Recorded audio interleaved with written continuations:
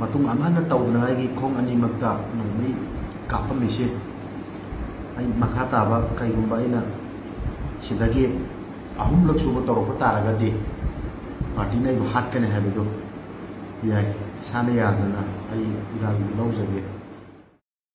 lamdam asida handang marak drug lalonba singi mathakta chatrakpa khongjanggi manung channa ngarang numidang pung mapalom tawa matamda mamangda su nisa yonbagi thabak asi taodanaba warning kayarak pikhraba nupa ama lamhen henduna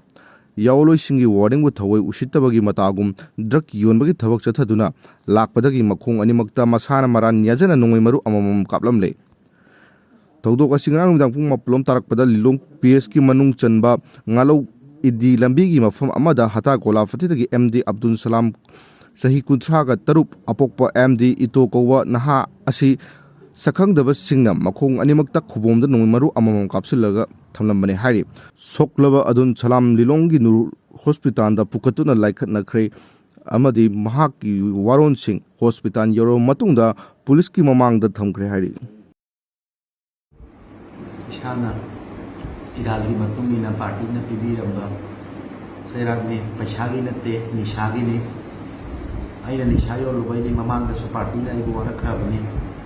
adu waina lam helaga maka halaga tawrobagi nasib Lilong lo mga da ay khong ani nongmei na kapambane adu ay party da ay kain thukan to kolekte party na warak pirisya isana yana lawjay makha taba party ki wa ay kaina su saloy amdong ay party ki wa ilaga chatkani party na warak pirisya party na ay bo matung amana taodanaba gi khong ani makta nongmei kaplamle ai makha taba kaigumba ina sidagi ahumlak suba tawrokpa taragadi party na ibu hatkane habido yai sana yadana ai iral lawjage ado paisa party na airakpa kholakpa kaigumba bo